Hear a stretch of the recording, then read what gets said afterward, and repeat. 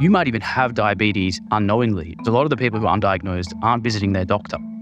They're not tracking any data whatsoever. So they're walking around with diabetes, not knowing it, which is a silent killer, increasing your risk of cardiovascular disease and all these other metabolic issues.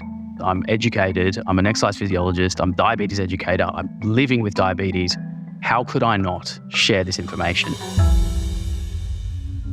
My guest today is Drew Harrisberg, an exercise physiologist, a sports scientist, and also a type 1 diabetic, which is a diagnosis that Drew received when he was 22 years old that sent him on this journey to understand this particular disease and how to thrive along with it as both an athlete as well as an educator through his online platform, Drew's Daily Dose, and his many appearances on our mutual friend Simon Hill's podcast, The Proof. In this conversation, we go deep on Drew's personal story, as well as the physiology of diabetes. We discuss the differences between type 1, type 2, and pre-diabetes, and also the differences between what can be prevented or reversed versus, on the other hand, managed through lifestyle, movement, mindset, and, of course, nutrition, which leads us into how diet impacts blood glucose management, what is important to understand about this and what isn't.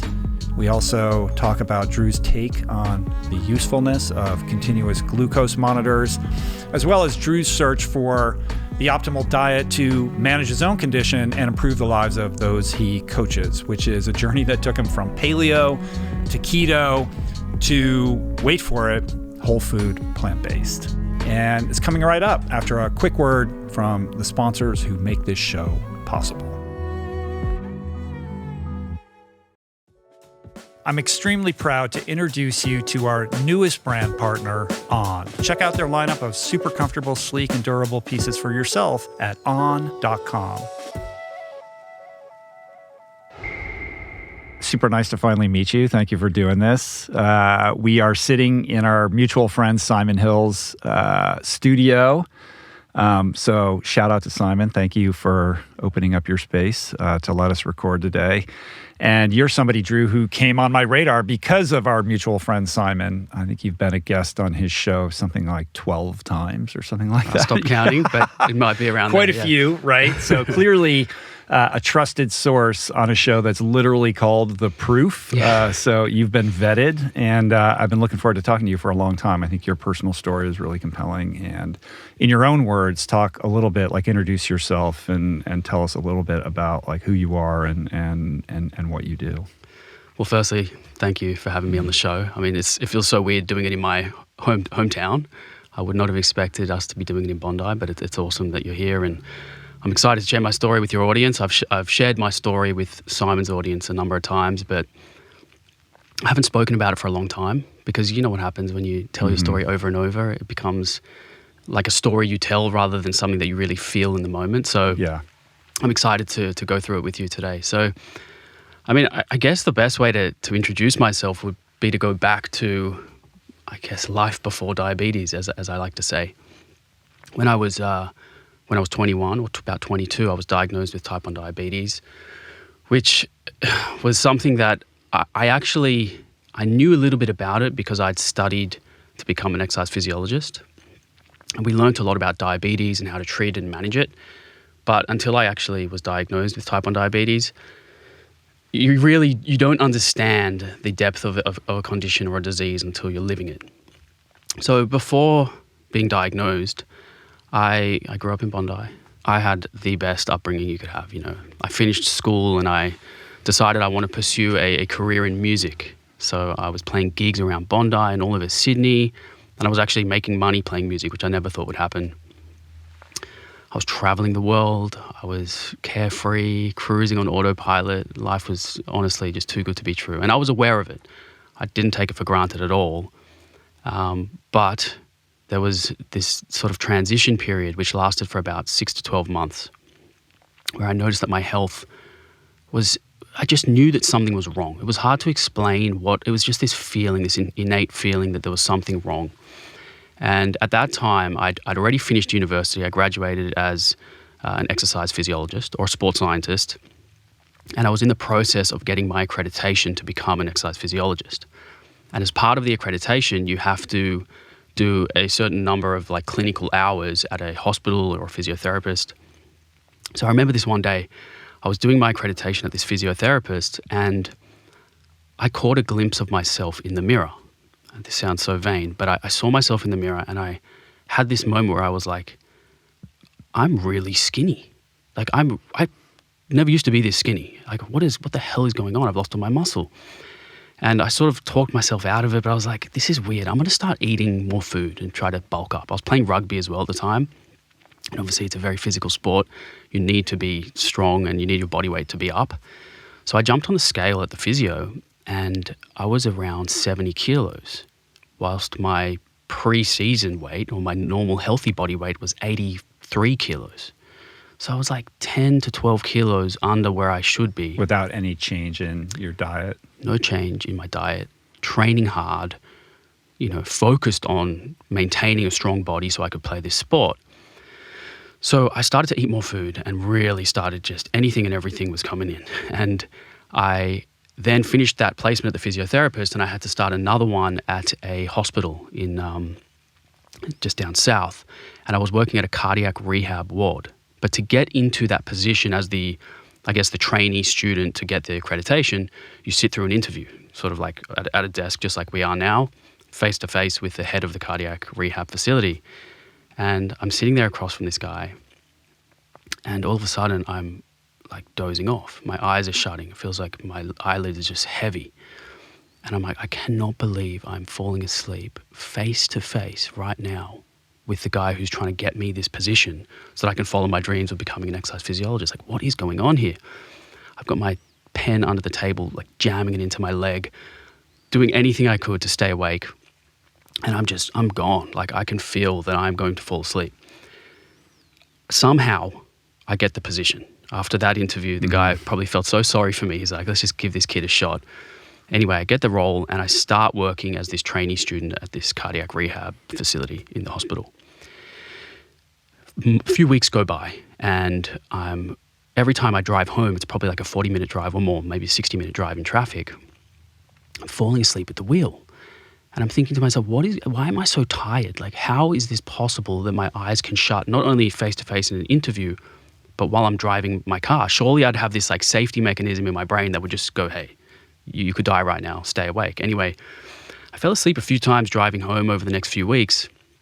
And then there was this one day where I was driving through the Cross City Tunnel, this tunnel that brings me back to the eastern suburbs.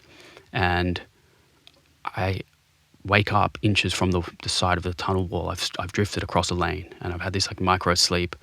I slam back into my lane, windows down, screaming, music up, doing anything that I could do to stay awake.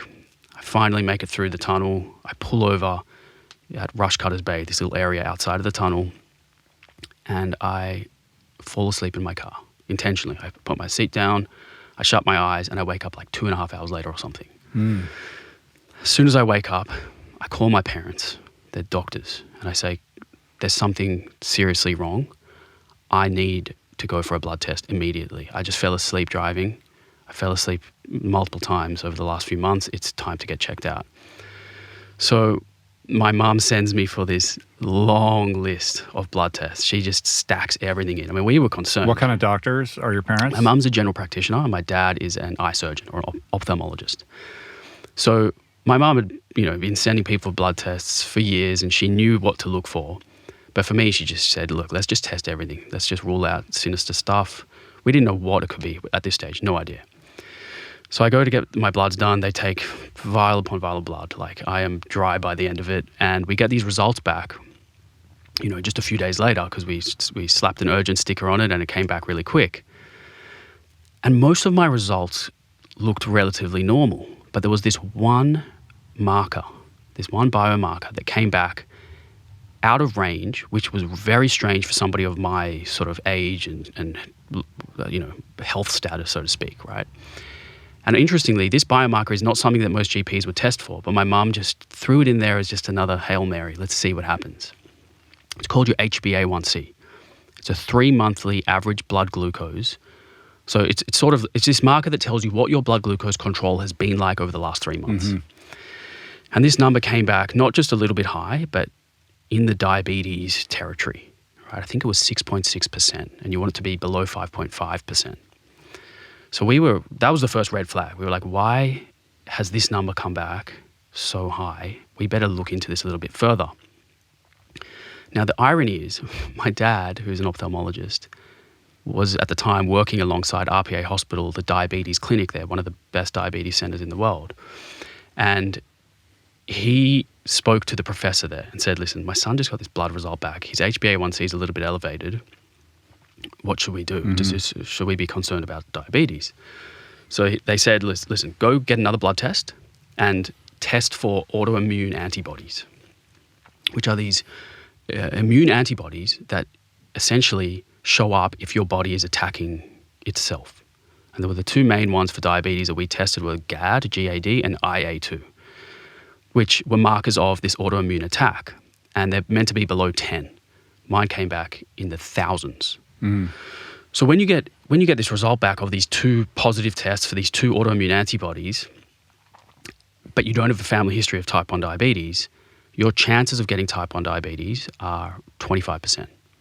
So I get this result back, we see these numbers, and we go in for a meeting with the professor, the endocrinologist, the diabetes educator, and we sit down and they say to me, look, there's a chance that you're going to get diabetes one day. It's 1 in 4. It could be in 5 days, 5 years, or maybe not at all. But what we're going to do is we're going to give you this blood glucose meter, and you're going to take this with you for the next 2 weeks, and you're going to measure your blood sugar before bed, when you wake up, before and after every meal, at random times throughout the day. Just collect some data. Let's see what's happening, and we'll keep an eye on this thing. Come back in 6 weeks, we'll reassess, we'll make a plan. So, But that's not exactly comforting in light of your HbA1c result and the fact that you're falling asleep behind the wheel. Like that, you're in a sort of acute situation in which you need to figure things out pretty quickly. Right. So at this stage, there was no treatment protocol. There was no solution or plan forward. It was just collect data, look for trends and patterns, and we'll figure it out soon.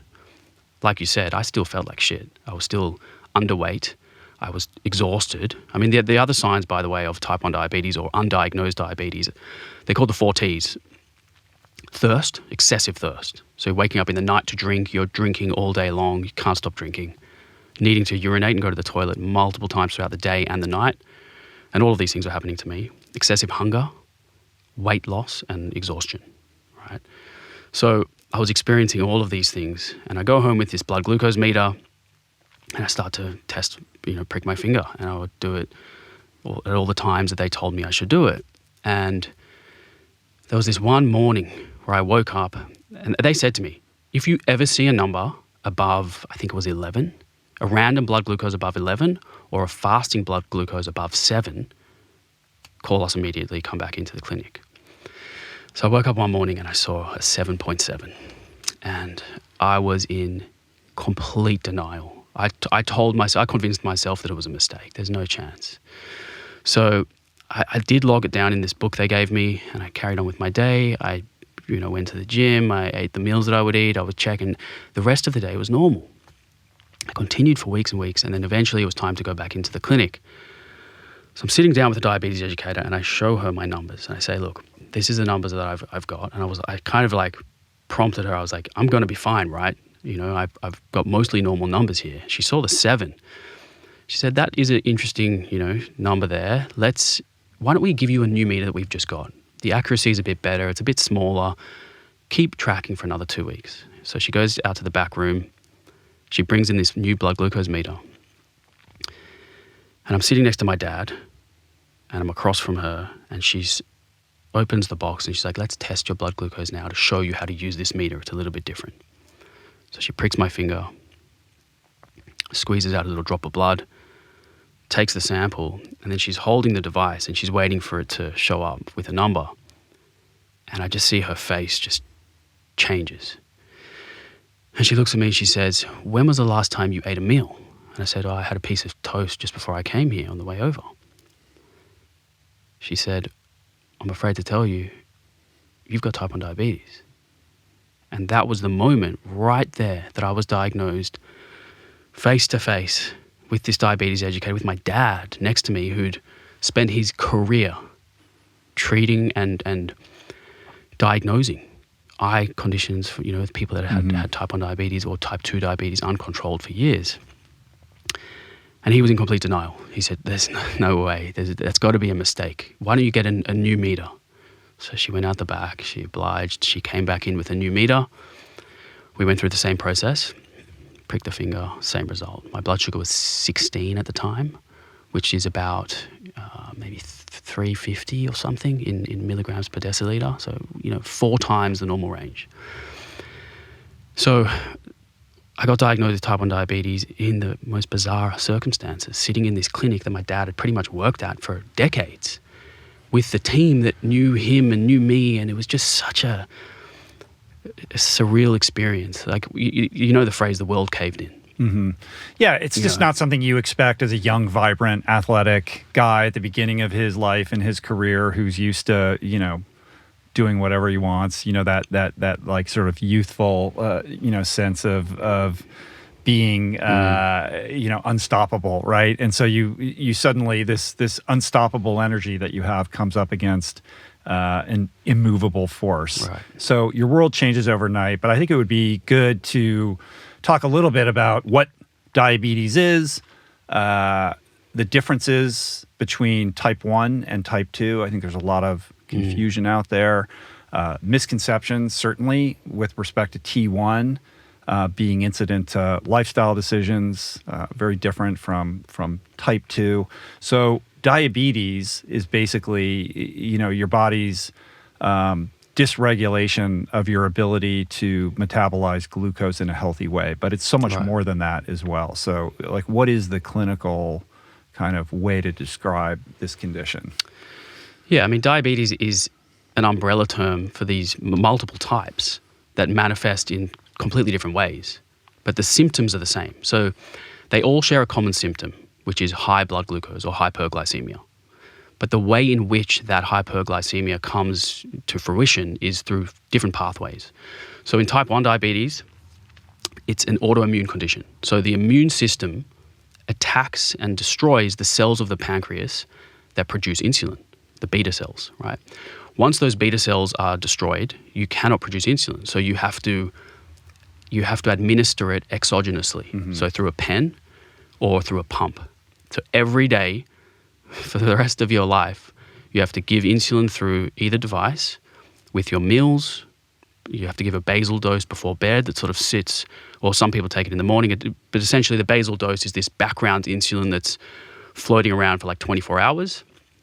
And then you've got a mealtime insulin, which is like a rapid acting, if I wanted to say eat a bowl of fruit like I've got on this table, I would have to look at this bowl of fruit, calculate how many grams of carbohydrates are in it, understand what my carbohydrate to insulin ratio is, do the math, wind up the pen and give that dose, right? Right. So what's interesting is that there are different types of insulin and different ways in which you can administer that.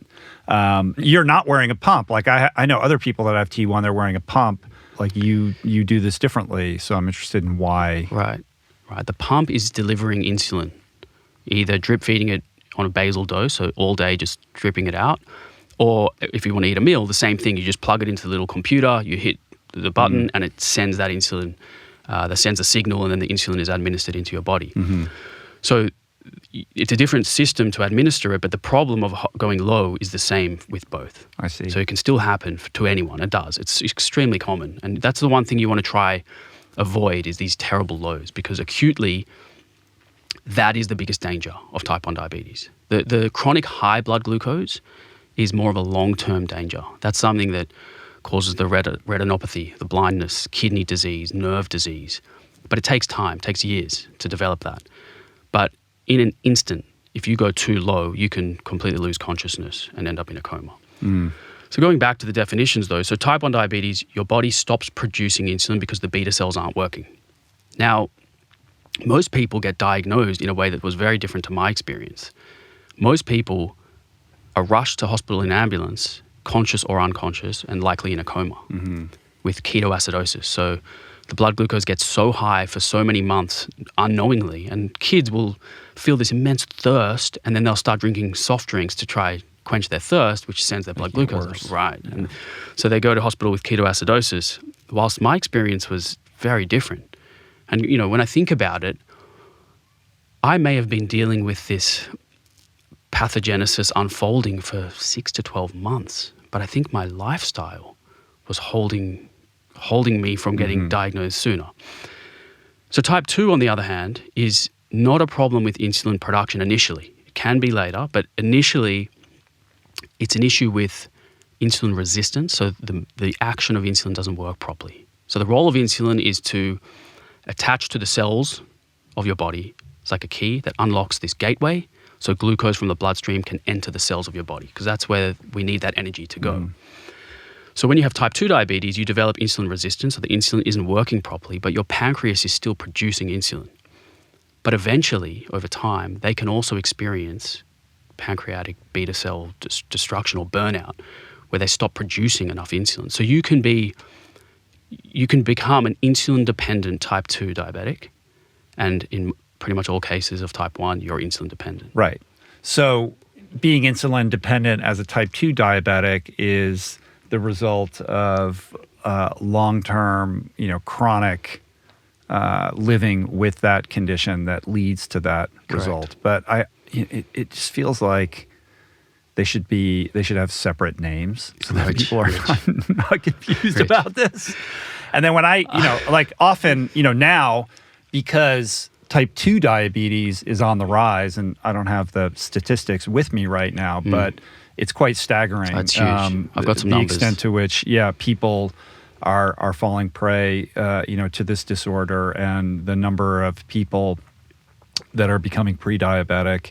It's really a metabolic disease, which distinguishes it from a pancreatic disorder that is type 1. Right, exactly.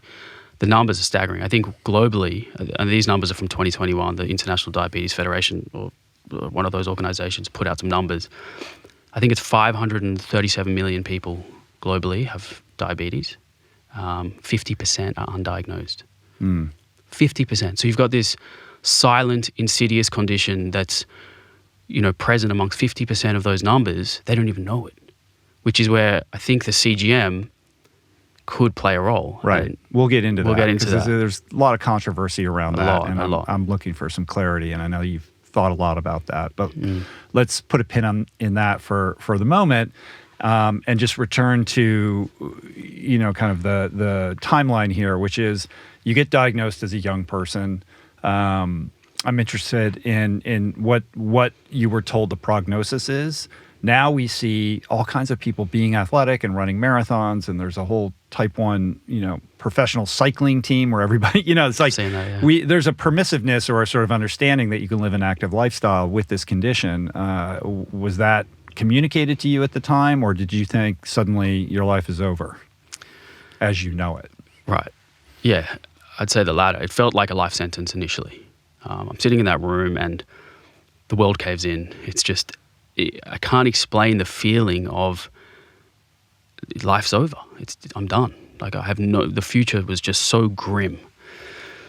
Like it's hard to explain, but like the color of the world changed. Like the saturation was like pulled out of the environment. Everything, it was like gray.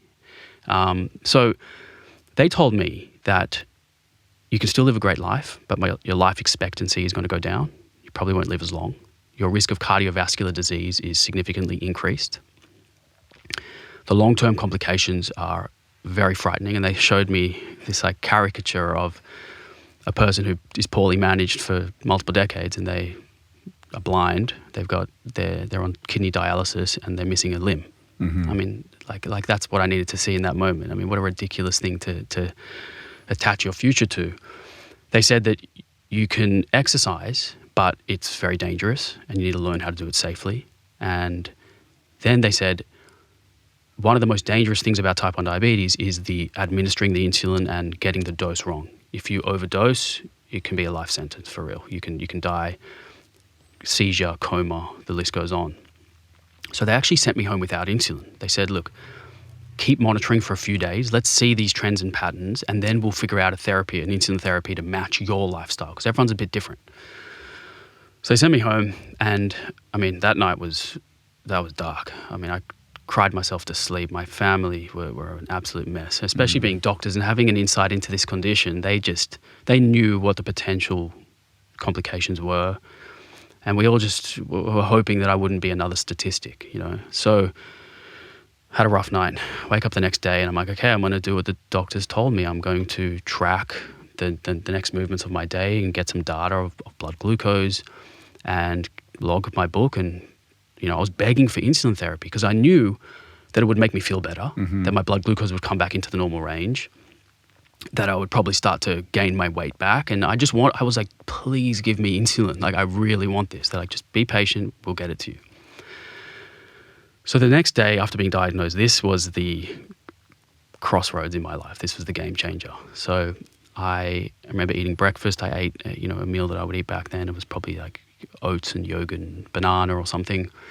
And I checked my blood glucose and it spiked up to 25, which is 450 in milligrams per deciliter. Huge, 5 times normal range. And I remember seeing that number and just feeling so deflated. Like I felt terrible in my own skin already, but then just seeing that number was just another reason to sort of hate this position I was in.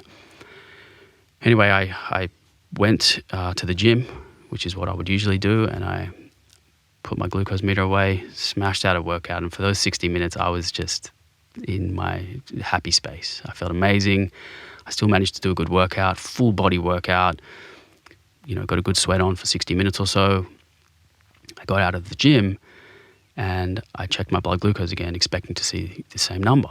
Because at that stage, that I didn't know that anything in your life, in the day-to-day activities of your life, could influence your blood glucose, right? So I check my blood sugar and I see that the number's back into the normal range. So it dropped from 25 down to about 5. And I was blown away. I could not believe it. That was the first time that I felt this like little bit of hope.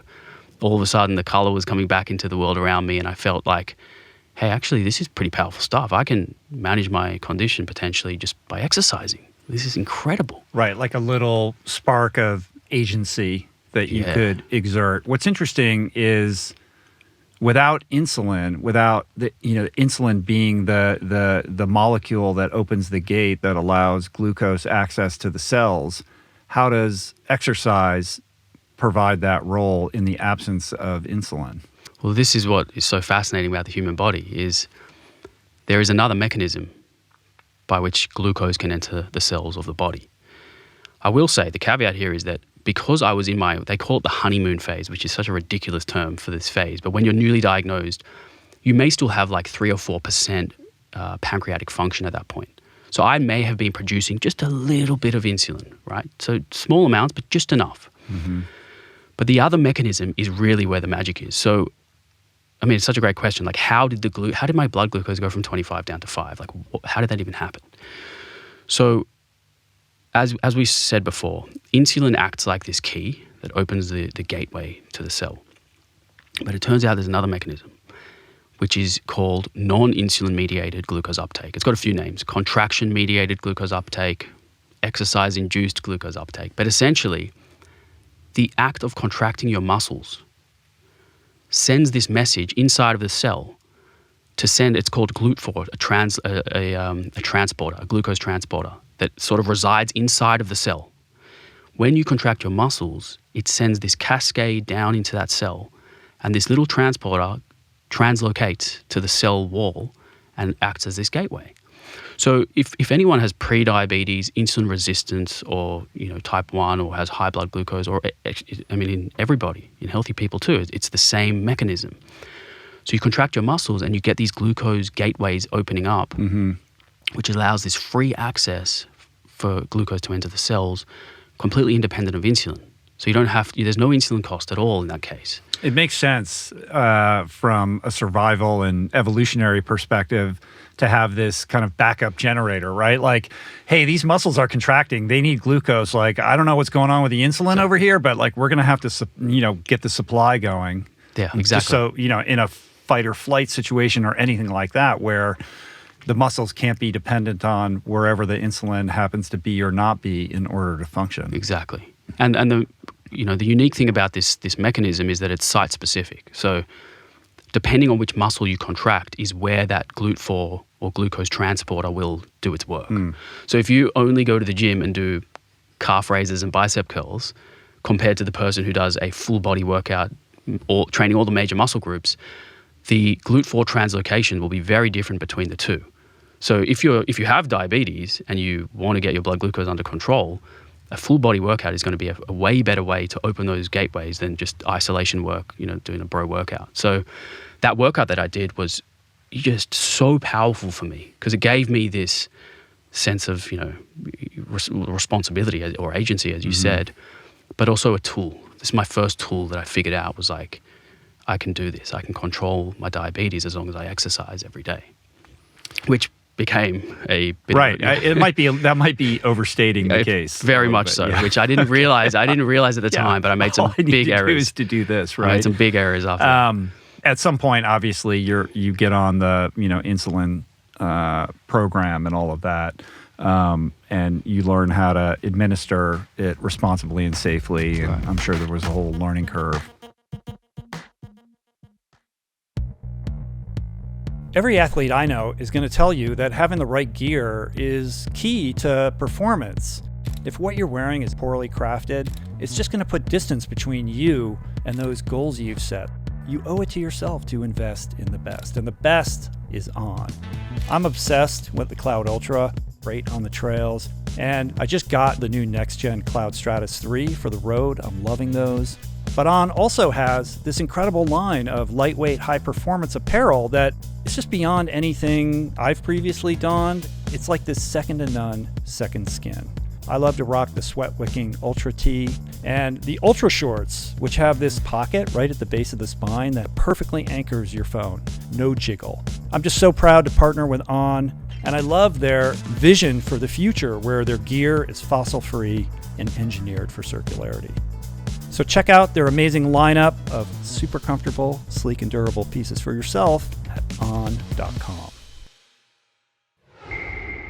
Walk me through kind of the evolution of developing greater and greater agency through lifestyle choices, yes, with exercise, but even beyond that have kind of informed how you live with this day to day and sustain a healthy, active lifestyle. So life became a big experiment.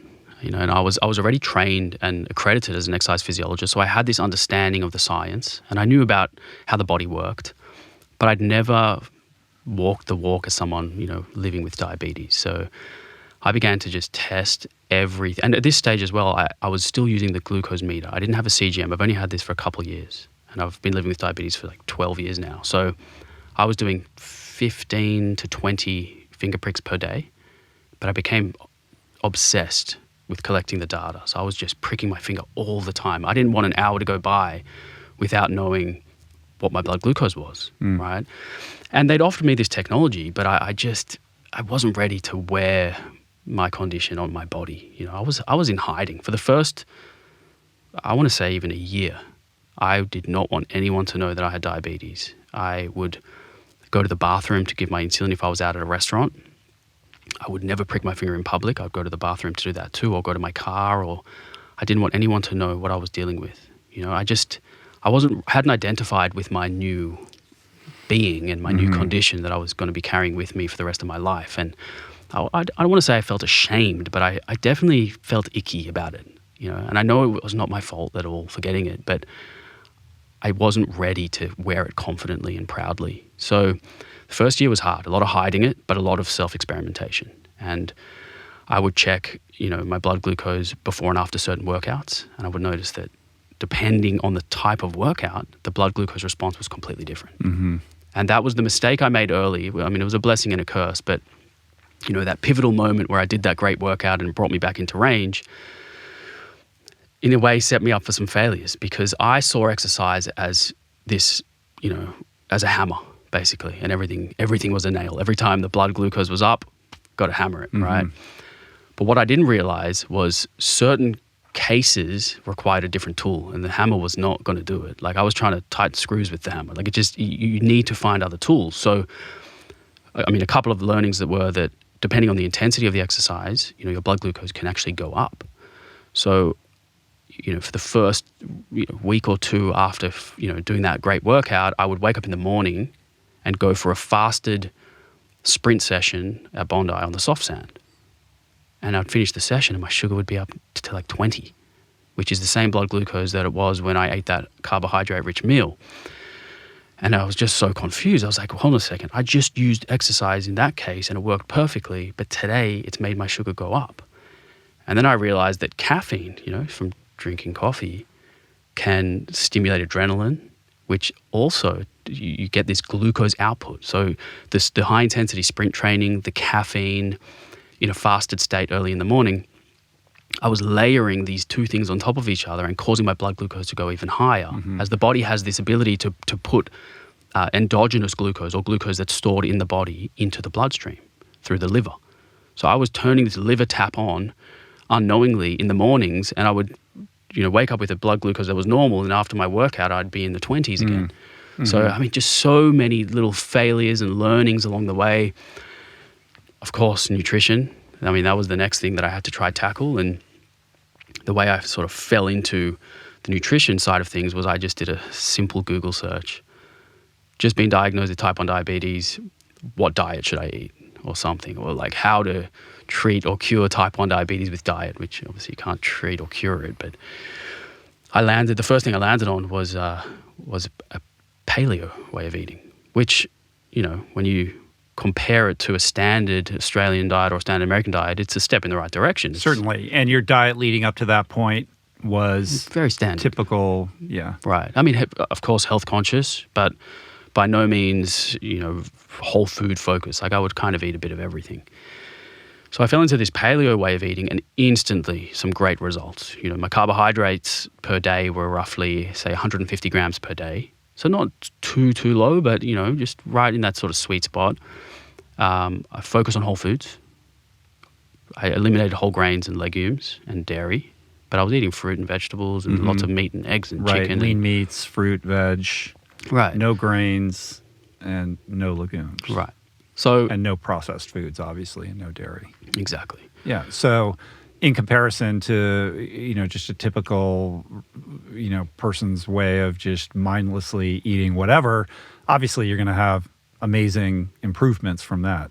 Right. Yeah. And what I noticed was in the first maybe, the timeline's a little bit blurry now, but within, say, 4 weeks or so, my insulin requirements had come down quite a lot. So in the beginning, I was told by the educator to give a basal dose of insulin, which is every day you're going to give this sort of large dose that's going to sit in your bloodstream for 24 hours. That dose came down by about 50 to 60% after a month or so on this paleo diet. So the basal had come down, and then my other insulin, the short-acting one with meals, had also come down. So per unit of insulin, I could now metabolize more glucose, which was really interesting. So again, another great tool. So I discovered exercise as this wonderful tool. Now I've got nutrition.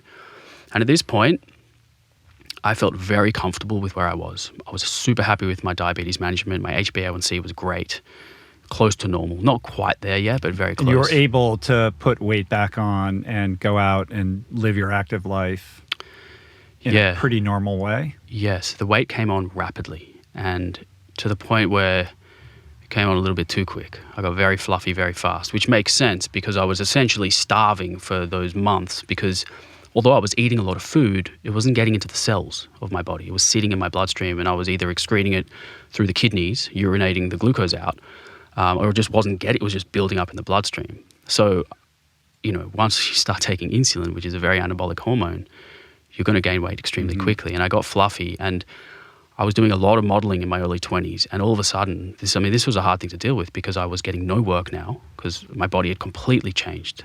The modeling industry loved the skinny, fashion-y, editorial-looking body, and now I was really out of shape. And in fact, there's a huge overlap with type 1 diabetes and eating disorders, especially in women. The stats are crazy. Like 30 to 40% of women with type 1 diabetes develop an eating disorder. And I'm not surprised why. It's... Well, the disease, the condition itself makes you like sort of hyper vigilant about what you're eating, and then you're taking this on anabolic, and it's creating weight gain. So Right. it's not surprising. It's not that surprising. it's going to have that impact. And a lot of women intentionally don't take their insulin so that they can lose the weight. And then you can imagine what happens there to their blood glucose. Right. It's a slippery slope, and I've known many girls who have gone through this. It's horrible, and guys. I certainly, there was a period where I also developed some disordered eating. Right. There's no Well, you're doubt. getting fluffy, to use your word, and you're like, well, I know how to fix that. Right. All I have to do is cut back on this other thing. It's a lot easier than trying to, regulate your dietary Right. choices. And to add to it, if my blood glucose was in range, I would just skip meals. I would go, you know what? I'm in range. I don't want to go high. I'm so scared of these long-term complications of going high. I'm just not going to eat for like 10 hours and just stay in range longer. Then by the end of the day, I'm in a huge calorie deficit. I'm not nourishing my body with anywhere near the number of nutrients and macronutrients that I need. And then I'm going the other way. So that I dealt with that for a long time. And you know what? I did some damage for sure to my health in many ways. And again, just these little failures. I kept tripping over and figuring things out and dusting myself off. And I found my way back to a path that was really good for my health. But, the first year or two was extremely difficult. So you cotton on to this paleo diet and lifestyle, and that seems to be working. Why not stick with that for the long haul? What That's a happened? good question. Well, I sort of immersed myself in the diabetes community online, and I became, somewhat of an advocate for healthy living with type 1 diabetes. And I was talking to people on Facebook groups and Instagram and all these things, and people would ask me all the time for my opinion on certain ways of eating for diabetes. And one of the questions I kept getting asked was, what about keto? What do you think of the keto diet for type 1 diabetes? And being someone who loves the self-experimentation, I found it hard to give an answer having not tried it myself. So I thought, you know what? I'm not going to give my opinion on the keto diet until I've tried it. So I sort of dived into that. I started a keto diet, and I was documenting it in real time on social media. I was posting about it on Instagram, and I was waving the flag. I was an advocate. I was raving about it. Because the first 2 months, again, my insulin requirements came down even further. My insulin to carb ratio was, even though it was a very low carb diet, but I was taking hardly any insulin, and I was keeping this beautiful, just flat line in range. Everything looked amazing. And what exactly were you eating? Like, what was the breakdown? What did that look like? So, 75% of the calories were from fat. I definitely did a paleo-y kind of keto diet in terms of I kept a lot of whole foods, a lot of leafy greens, non-starchy vegetables, broccoli, cauliflower. I try to keep it vegetable heavy. I wanted to keep fiber in there. Right, but like completely non-glycemic vegetables. Right. Right. And when you say 75% fat. So what is that? What is that? Like you're putting you're putting coconut oil in your coffee and I didn't go to that eating extent. To saturated fat. Like what exactly? How did you consume 75% of your calories in fat? So a lot of olive oil on salads with half an avocado, a piece of salmon, nuts and seeds on top, and an egg. And then a big base of leafy greens, broccoli, cauliflower, those kinds of things. So big like salad bowls with lots of fat sources and some protein. I was consuming a lot of coconut oil, fatty meats, chicken, beef. I was eating a fair amount of saturated fat, but I would say I was doing a healthier keto diet than what you do see other people doing. That doesn't sound so bad. I mean, that in comparison to, videos you'll see online of people just literally taking a bite out of a stick of butter. And, I wasn't that guy. There's some, wild stuff out there, right? But that's still a lot of fat, a lot of saturated fat, but had this amazing impact on your ability to really flatten that curve and manage your diabetic condition. And this is something that a lot of people with type 2 or any kind of metabolic disorder or just in general, people are experiencing success with. And it makes in terms sense. of how they feel. Right. Yeah. And it makes sense as to why it works. You've got this condition where glucose is something that's hard to metabolize. And you're eliminating glucose from entering your bloodstream. So you're going to stay in range for longer, which also means your requirement for insulin is lower, right? So it just makes sense. And for about 2 months, it was great. And I was telling everyone about it and I was recommending it until I hit a brick wall where I noticed that every morning my fasting blood glucose was a little bit higher, and it would happen day after day, week after week for a couple months. And I was very persistent. I was like, I'm going to ride this storm. I'm going to see what happens. When you say until, like how long were you into it when that began? So 2 months into the diet, I started to see my fasting blood glucose elevate. And then I stayed with it for about 2 months. So what was happening was my liver overnight was pushing glucose into my bloodstream, right? So remember I mentioned that glucose tap. That tap was on all night. And when the glucose was in my bloodstream, there was no way out. It wasn't getting into the cells of my muscles or anywhere else that it could bring my blood glucose back into the normal range. So I would increase that basal insulin, which is that background insulin. I would just give a little bit more each night until I'd find the dose that would stabilize me. But I just couldn't get it under control. So my basal was going up, my insulin, but my blood glucose wasn't coming down. So I was at this position where I felt like I was getting resistant to the insulin. It wasn't even working anymore, which is pretty frightening because that is the one tool that I need to keep me alive. I'll literally die without it. So during the day as well, my short-acting insulin doses were going up and it just wasn't working. And there was this one day where I was actually on a photo shoot and the photographer was like, "Are you okay? Like you just don't look vibrant." And it's because I was dealing with a high blood glucose that I couldn't get under control. So before the shoot, I gave a large dose of insulin, checked my blood glucose 2 hours later, hadn't moved. So I gave another big dose of insulin, checked again, it was not moving. So I got to this place where I was like, I think I'm actually resistant to the exogenous insulin that I'm administering, which is a pretty scary reality, right? And then that was where I kind of knew I had to shift gears. It was time to look into this, like what is going on? And this is where Simon Hill enters the conversation. Right. And what's interesting is that you are doing everything that you think is right.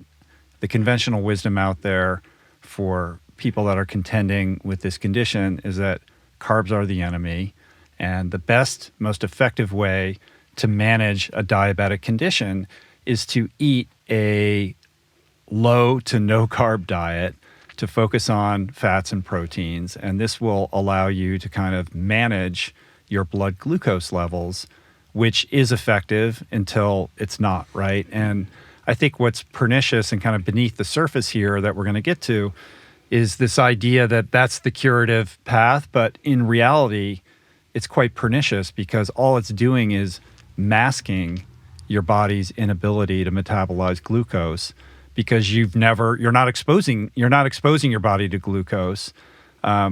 So you're not actually dealing with the problem. You're removing kind of the external symptomology because the minute that you do expose your body to glucose, you quickly realize like it's completely incapable of doing it. So basically you're in this persistent state, or you're kind of pursuing this path blind to, kind of the reality of what's going on. And this journey that you've been on, and we've talked about this on my show before with other people like Robbie and Cyrus, et cetera.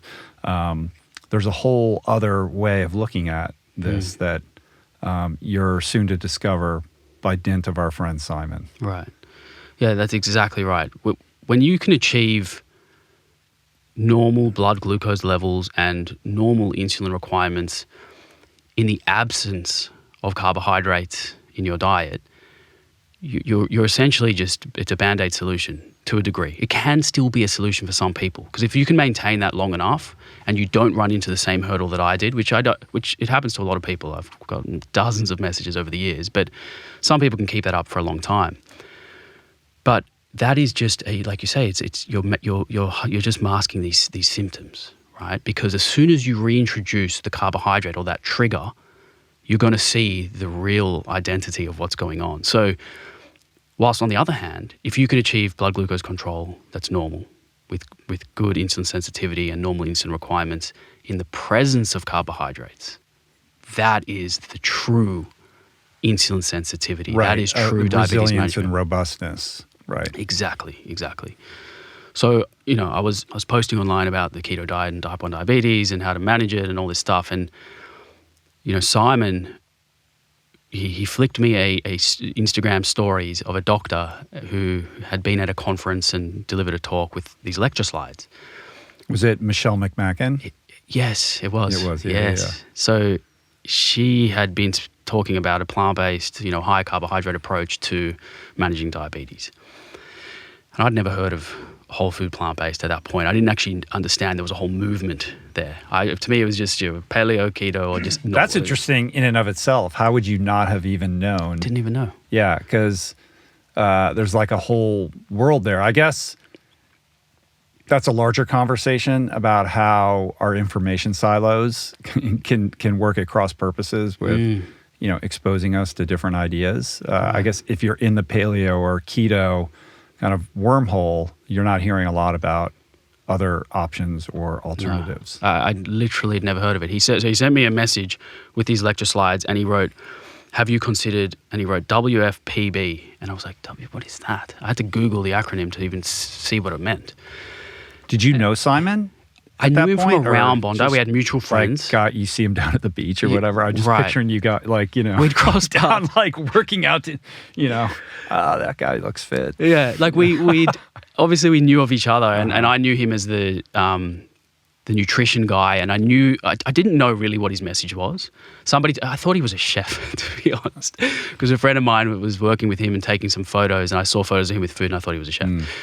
Anyway, he introduces me to these lecture slides, and I had a look at them, and I read through it, and I was like, wow, so there's another way. And this way has all the carbohydrates in the diet, and they're claiming that the control is as good, if not better, than these other approaches. I guess being the self-experimenter that I love to be, I'm going to have to give this a crack.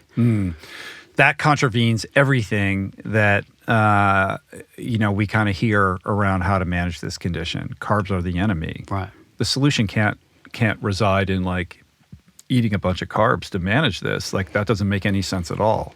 It does feel like mixed messaging, doesn't it? Right. And people get really agitated and activated when you propose that as an idea. Right. I mean, look, carbohydrates, depending on the context in which you have them, can be a trigger of high blood glucose excursions. That is a fact. That is true.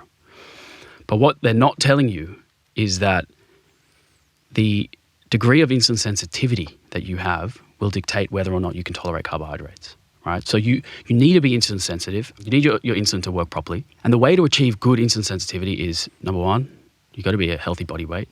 Body composition matters. You need a fair amount of muscle on your body because that's the glucose sink. Those are the glucose sponges that soak up the glucose. The types of fat that you eat will impact your insulin sensitivity. So if you have a very high saturated fat diet and you're eating carbohydrates, which is the standard Western diet essentially, that is a recipe for disaster, sure. So if you add carbohydrates into that system in that context, you will see these glucose spikes and you'll blame the carbohydrate immediately.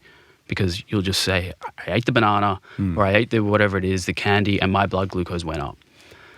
But what you're failing to see in that context is if you swap those fats and replace them with unsaturated fats, lots of fiber, whole foods, that you can now tolerate those carbohydrates a lot better than in the context of high saturated fat intake.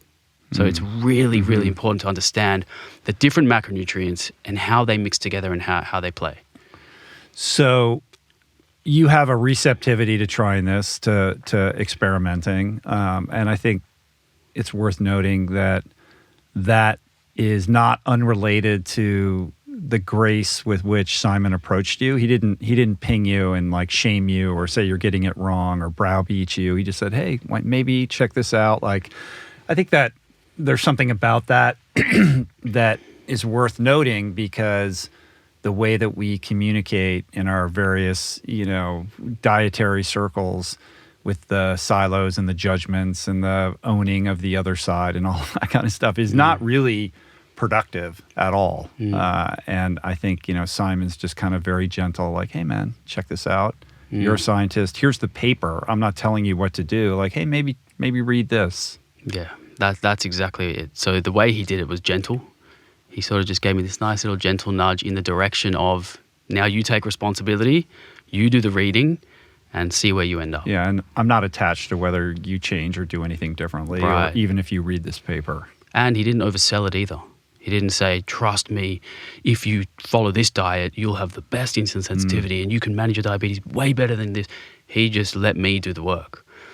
And I'm glad I did the work, because where I've ended up is a great place. But, essentially, I just decided that day that I was going to dive into becoming fully plant-based, and I was going to let go of the keto, which was the other end of the spectrum. It was quite a You decided contrasting- that, but after experimenting, though, you must have said, well, let me check it out and see if this is even effective for me. After reading a little bit about it, I mean, how else can you go plant-based without going fully? Like, because I was already pretty much there, because I was eating a paleo diet that was, 80% plants. Like, I was eating a lot of plants already. Yeah. But you didn't have a bowl of fruit like that, right? Oh, there, no. sitting next to no, you. No, that would not be even in the house. No chance.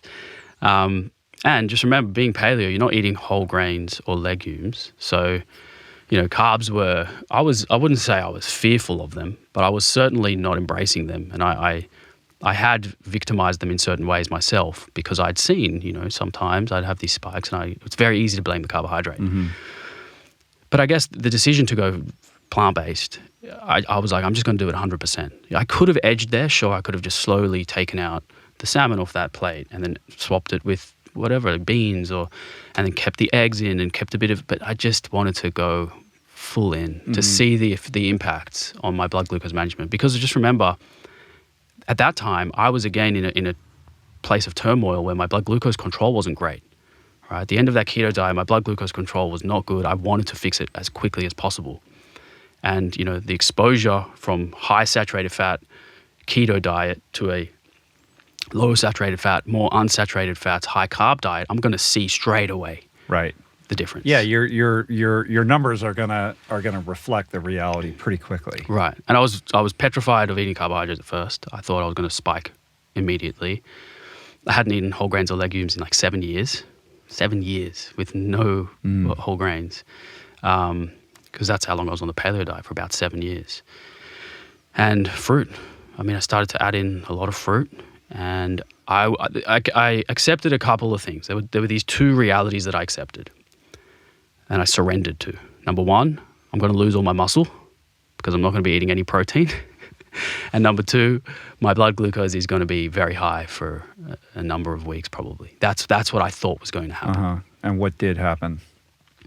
Blew my mind. So within a few weeks, my insulin requirements and my insulin sensitivity was the best it had been in a long time. So I all of a sudden, my muscles were able to soak up the glucose again that was in my bloodstream. My insulin requirements went down and down and down. The insulin to carbohydrate ratio, which is an indication of your sensitivity to insulin, improved beyond what, actually the best that it had ever been. So it was pretty good on a paleo diet. But when I removed the saturated fat and got it down to, roughly 10% of total calories, up the unsaturated fats, I could tolerate a fair amount of glucose. So that ratio was improving a lot. I can almost hear the outrage of the person who's listening to this who is experiencing positive results on a keto diet. So explain how you account for that. Like, why is this happening? Because it contravenes everything that I thought was true and false when it comes to diabetes. And when I say that, we're talking about type 2 here as well. Like, the experience that you're having, or the experience that you're having would not be dissimilar for somebody suffering from type 2. Right. Is that correct? Correct. Yeah. Very similar. The truth is, you can have good diabetes management on a keto diet. That is the truth. You can also do a keto diet that is healthier than the one that you see, like you say, on social media, of a guy eating a stick of butter, pouring coconut oil and butter into his coffee and eating bacon and eggs all day, and a carnivore style keto diet. You can eat a high fiber, whole food based ketogenic diet, and you can achieve good diabetes management for a long time.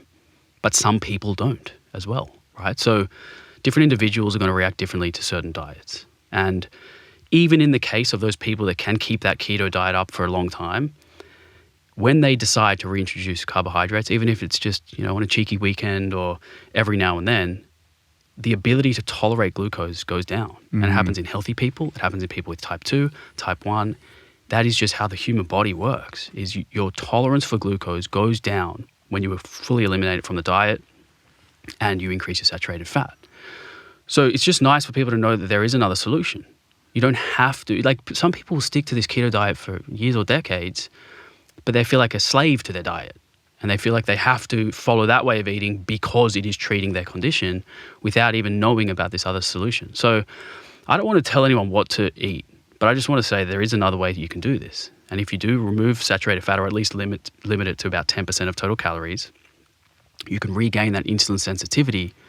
Your carbohydrate tolerance will go up, and you can eat the fruit, you can eat the banana, you can eat the grains, and you're not always going to see this spike in your blood glucose. But you also seem to be achieving the goal, which is to be in a situation where your body can tolerate the carbohydrates, that you have that robustness that is lacking on a keto diet because you're just avoiding that exposure. Yeah, I think a lot of people with type 2 diabetes in particular, they go on a low-carb diet, remove carbohydrates from the system, and they say that they have achieved remission or even reversal. They think they've reversed it because they come off the medication, their blood glucose goes back to normal, they wake up in the morning, their fasting glucose is normal, their postprandial or post-meal glucose is normal, the A1C goes down, they may come off insulin if they were dependent on it for a while because they may still have some pancreatic beta cells that are working.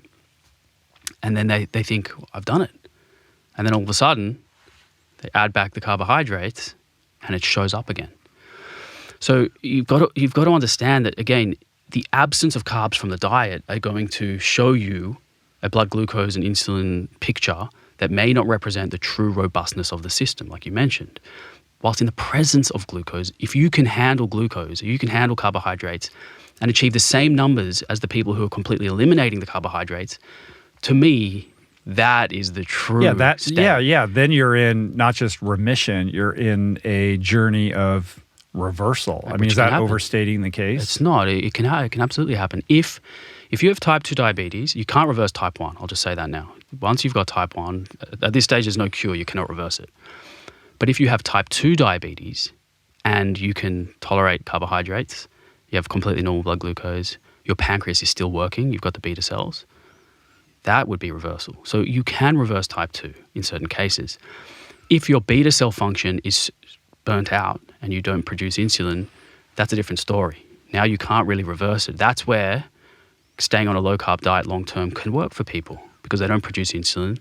So keeping glucose out of the system, you can keep them in range for longer. Right.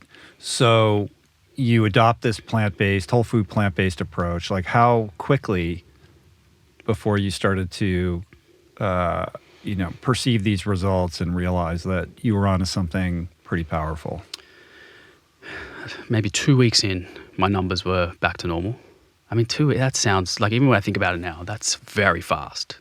I couldn't believe how quickly it happened. And then it just slowly sort of, plateaued in terms of the gains. It wasn't just linear and, it sort of plateaued a little bit and I was able to maintain that. I'm 5 years in now and I'm maintaining the same insulin sensitivity. I'm eating, hundreds of grams of carbohydrates. I didn't wither away and lose all my muscle. I was very happy with my gym performance and my sporting performance and how I feel and just the whole list.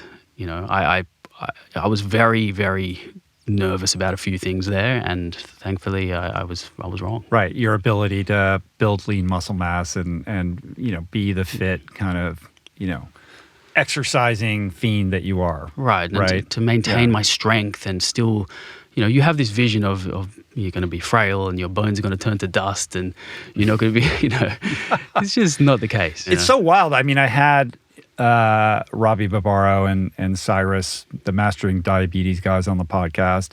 Robbie is basically a fruitarian. Like he just eats fruit all day long. Yeah. And he's managing his type 1 diabetes, and he was very transparent about all his numbers.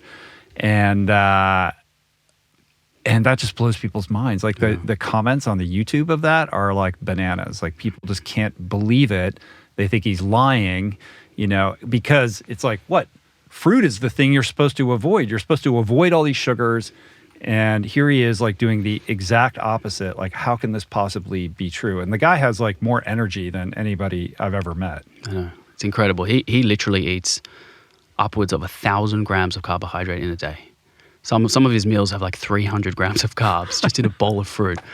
And again, if people are wondering how is this even possible because, so-and-so told me that fruit is terrible for diabetes and spikes your blood glucose, he's so sensitive to insulin. The insulin is working so well because his saturated fat intake is extremely low and he's a healthy body weight. That's a huge part of it. And that's something we haven't really spoken about. But, people with type 2 diabetes, if you're trying to reverse or reverse your type 2 diabetes, the number one thing is weight loss. And so a lot of the studies show that there's sort of this like key number of about 15 kilograms of weight loss can achieve a reversal or remission of this type 2 diabetes. So that's why, again, if you start a keto diet and you lose all this weight and all of a sudden your type 2 diabetes seem to be going away, a lot of it may be attributed to the weight loss, right? So that's, again, I'm not completely excluding these other dietary patterns if they can help people achieve weight loss, because that, or let's call it fat loss, let's be a bit more specific, because you don't want to lose muscle. We want to hold on. Muscle is very precious. Muscle is the sink or the sponge that soaks up the glucose, so we want to hold on to as much of that as possible. It's not just an aesthetics thing. It's quite important for many aspects of health. But then losing body fat, that 15 kilograms, for some reason is a number that people can achieve some really good results if they hit that. And in addition to just this fear around carbohydrates, is a whole ideology around grains that you had to sort of deprogram yourself from. So talk a little bit about introducing grains back, whole grains, we should say, back into your diet and the impact of that. Yeah, I definitely demonized grains for many, many years. I thought that they caused inflammation, ruined your gut health, would elevate your blood glucose levels. And it's because I was reading a lot of these paleo blogosphere style of the rhetoric there is that whole grains are, they have lectins and poisons that they're trying to kill you and, all this stuff. And I definitely fell for it in the beginning because it's a compelling story.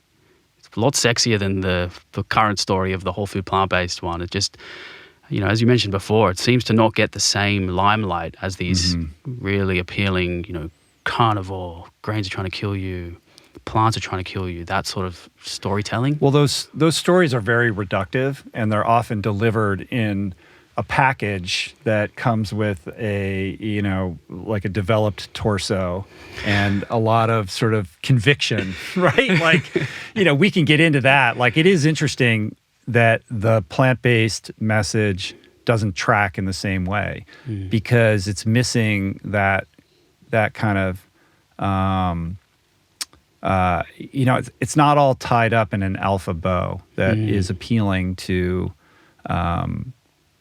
a young male, right. I guess I should say. Right? I mean, there are many developed torsos in the plant-based world that are promoting the message, but as you say, even in spite of that, it still doesn't quite get the spotlight that I think it deserves. And I think a lot of it is to do with that alpha male, rise of the liver king, that carnivore craze of like the hunter, right? Right. There's a whole story around masculinity and a search for identity and the connection between that hunter kind of paleo primal, what does it mean to be a man, that connects with a certain dietary affiliation that involves a lot of animal protein. Right. And when you strip that away and you're talking about whole food plant-based, it just sounds beta, soy boy.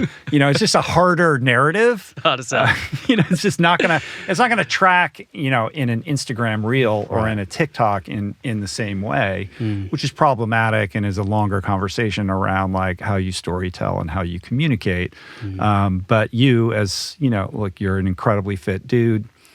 You came to this after your exploration in good faith in the paleo community and the keto community, and discovered this plant-based way of eating. And not only has it helped you manage your diabetes, it's fueled your active lifestyle, and you've become this sort of proponent, sort of an unlikely proponent, of a way of living that is more sustainable, healthier long-term, without the compromises that some would have you believe are part and parcel of eliminating animal products from your diet. And when I made the transition to the plant-based diet, I got to be honest, the animal ethics side of it was not my focus, because I was very, very determined to manage my diabetes, get those numbers under control, try to maintain my physique the best way I could. I wasn't thinking about the planet or the animals. I've got to be honest. But as you dive into, research and reading and documentaries and just the community, you get exposed to those other two pillars that now anchor me potentially more than the health side of this diet. Because I think a diet attached to values and ethics is much easier to maintain long term, whilst a diet attached to a little bit more vanity and weight loss and aesthetics.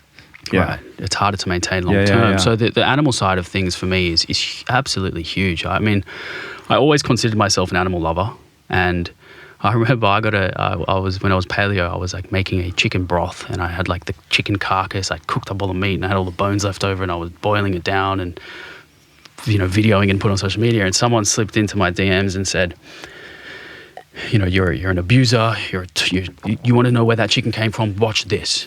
And then I got into this dialogue with this person. I'm saying, no, trust me, I love animals. I love animals. You're wrong about me. You don't know me. I didn't know me. I was I was contradicting. I was a hypocrite, because I told myself I loved animals, and I did, but I was eating some of them. Mm-hmm. And I loved my dog, but I was eating the other animals who feel the same pain as my dog, suffer in the same way as my dog, and arguably are as intelligent as my dog. So, I didn't see it until I started eating a plant-based diet for health, got exposed to these other two pillars, and then before I knew it, I saw some things that you just can't unsee. And that holds me now, holds me together. Yeah, and my journey was not dissimilar. It started from a kind of vanity and health perspective. I didn't feel good. I didn't like the way that I looked, and the ethics and the kind of environmental considerations came much later. But now are much more. They're on a parity with the. It's like it's a lifestyle that checks all the boxes, right? You can be more gentle on the planet. It's more compassionate towards our animal friends. It's actually in the best interest of our health. Like, it's almost as if nature designed it that way. Right. You know what I mean? And it's interesting to kind of be on the receiving end of all the mental gymnastics that go into rationalizing and these other choices, like, oh, actually, if you eat meat, you're part of the solution, and the way to save the planet is more pasture, more cattle pastures, et cetera, that really don't hold up under close scrutiny, right. Which is a whole other podcast. I don't want to go too far down that rabbit hole, but I think it gets confusing in the influencer space for people who are in a position to be easily kind of massaged or manipulated away from the truth. Oh, yeah. Absolutely. You see it now more than ever. I think that narrative has grown a lot. And I think people use it as an excuse. I know a lot of, let's be honest, most alpha men who are eating meat today aren't hunting it themselves. They are paying somebody to kill the animal for them. In what world does that make you a man? To pay, for this industry to exist so that you can eat meat? I just don't see that as a masculine characteristic. I mean, I feel more of a man now choosing not to partake in something that goes against my values. To me, that is a stronger move than to go, hey, I'm only going to eat meat, but I'm going to make sure that person grows the animal, feeds the animal, and kills the animal for me. It's more masculine and takes more courage to take a hard ethical stand that contravenes a socially acceptable behavior, and to do it out of compassion for the the souls that can't speak for themselves, like to be a caretaker, to be a protector.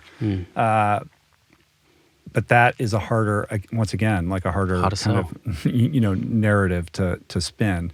But I think it's people like yourself who hold themselves out as an example. That's how you kind of create change in this narrative. And I think the era of activism is a tricky thing. Like, you need all kinds. You need people who are on the far edge and uncompromising and speaking truth to power. And then you have people like Simon who are a little bit more gentle, and all those different voices have different ways of connecting with people. But I found, much like Simon, that a lot of the sort of tools used by the animal rights and vegan community not to work for me, and I think are failing in general. And it's much better to be an example, like a healthy, vibrant, living example of this lifestyle, to attract people who are curious about that and to allow them in without judgment to have a dialogue about what that might look like for them. That seems it's a slower change, I think, but I think more effective. I think the sort of more aggressive advocacy, so the example is the guy who sent me the message saying, you tortured that chicken, blah, blah, blah. Right. That didn't work for me. Yeah, that's not going to make you feel like you want to make that change. Right. It wasn't productive. It's going to make you defensive. Correct. And I decided to entrench you in that. Yeah. Yeah. I decided not to be that guy going forward, even though I want to say that to so many people. And I know it's true. What's true is not as important as what is productive if you want to move the needle. Talk a little bit about overcoming your fear of suddenly sort of dying on the vine. Like, if you're going to eat only plant-based protein, well, that protein is inferior, and it's certainly going to be substandard compared to the way that I was eating before. Like, how have you, how has your fitness changed, or your gains, have they been compromised? Like, what does that look like? The first couple weeks and months, I did feel a bit different. I think I lost a little bit of weight though, because naturally when you adopt a whole food plant-based diet, because the calorie density of the diet is so low, you are probably going to lose some weight, which is pretty awesome if you're somebody who's overweight and wants to lose weight in a way that's kind of effortless in that you can eat, large volumes of food and not have to count your calories and worry too much about it. So I lost a little bit of weight, and I did feel a little bit weaker in the beginning. And that's when I started messaging Simon. I'm like, mate, I need your help here. The muscle's going. I feel a bit weak. And I wasn't pretending everything was perfect straight away. And he said, look, you need to eat more calories. What are your protein, what are you eating at the moment? And I'd never, ever had tofu or tempeh, ever in my life. So he introduced me to those two foods, which are now a staple of my diet. I eat soy foods every single day. Another myth that we can bust another time. But I had to learn what were the protein replacements to make in my diet. If I was taking out, fatty cuts of meat and steak and chicken, eggs, fish, what am I going to add back in? And Simon helped me to develop sort of not a meal plan, but understand how to manufacture that bowl every time I sat down to eat. Like, what are you going to put in that bowl that's going to give you all the nutrients and the protein and the macronutrients that you need to still perform, play sport, build muscle. And I've gained probably, a few kilos. So of what I like to think is lean muscle. I definitely, didn't just blow up. So tofu, tempeh, beans, lentils, and the like, right? And protein supplements. What about all the lectins? They're everywhere. Are they destroying? Are you toxic from all the from all the lectins? Well, it turns out it's easier to destroy lectins than it is for lectins to destroy you. Okay. And all you got to do is cook them. Or soak them, or both, and you're going to pretty much remove most of them. Right. Nobody's eating raw beans. Well, no, I don't know many people know. And so, the idea, this whole lectin, whatever. It's a whole other, but it is it's worth spending a minute to bust that myth. I know. Because there are a lot of people who are afraid of lectins. Yeah. The way Simon put it to me. There's one person who's responsible for that. Isn't that incredible, though? Hats off to that marketing team. That one person just completely changed the diet of tens of millions of people with one book. I don't even want to name him. We don't need to get airtime. Yeah. Okay. But Simon explained to me, he goes, look, lectins are destroyed when you cook them. If you look at epidemiological studies of the longest living populations with the least amount of chronic disease, they eat arguably the most lectins. Beans are a staple of their diet. So, and just to tie it back into diabetes, those same populations who Dan Buettner calls the blue zones, right? Yep. Not only do they eat a lot of beans and lectins, they have quite a high carbohydrate diet, and they have the lowest amount of type 2 diabetes because their body weight, they're a healthy body weight, they're active, they move a lot, they've got wonderful bonds and connections with family and community, they enjoy their life and enjoy what they eat, and the last thing on their mind is, are those carbohydrates going to make me fat or are going to cause diabetes? It's just, we invented this problem because people want to point the finger at something to blame for the way they feel today. Right. And it's always very reductive. It's like, this is the one thing Right. that you need to remove or whatever. And, I appreciate the nuance and the complexity with which you describe your condition, like saying it's not just any one of these things. And if you do that, yes, this will happen, but then you have to worry about this. Like, our physiology is complicated. Diabetes is complicated.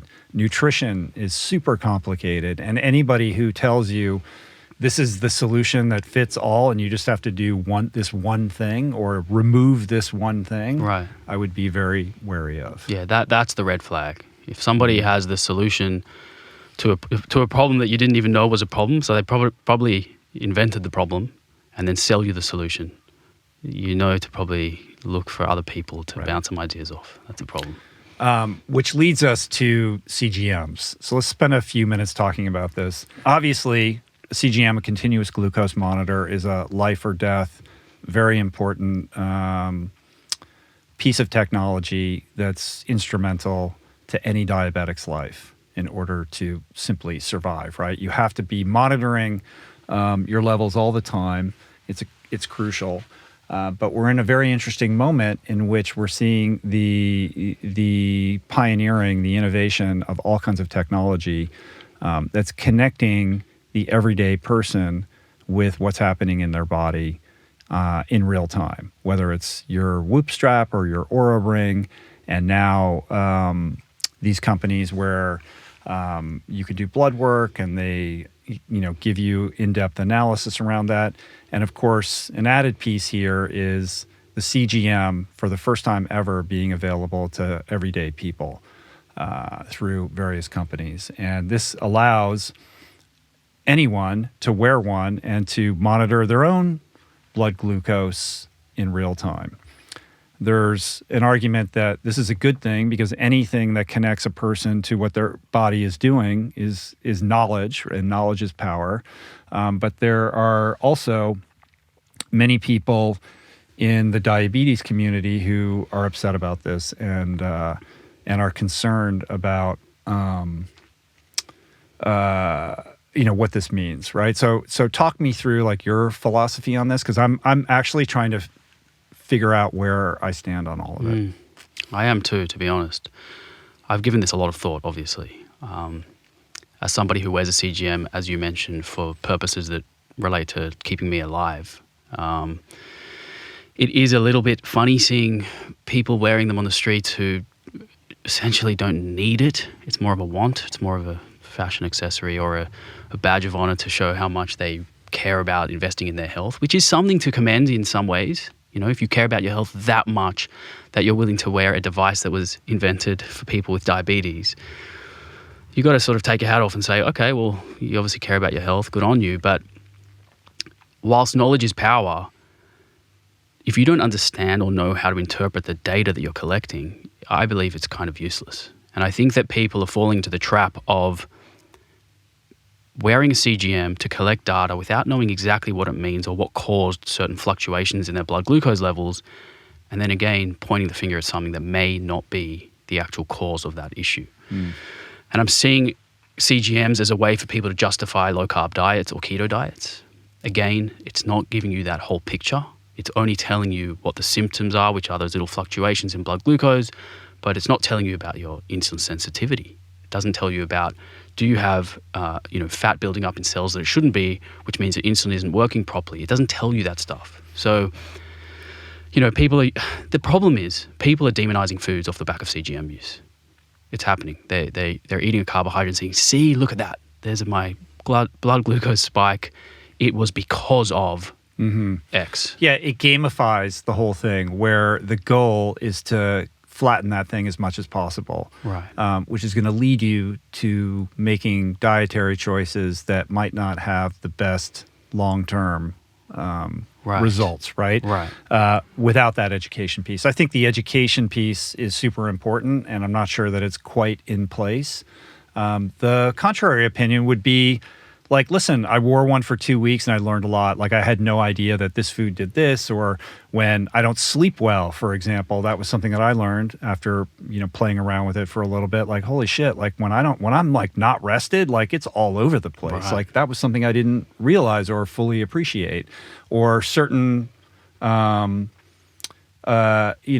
certain foods are acting in a way that I wouldn't have expected. Like right. when I eat a banana, it does spike higher than I would have thought. Like, okay, I can file that away. I'm not going to make a big deal about it. Right. But it's a data point.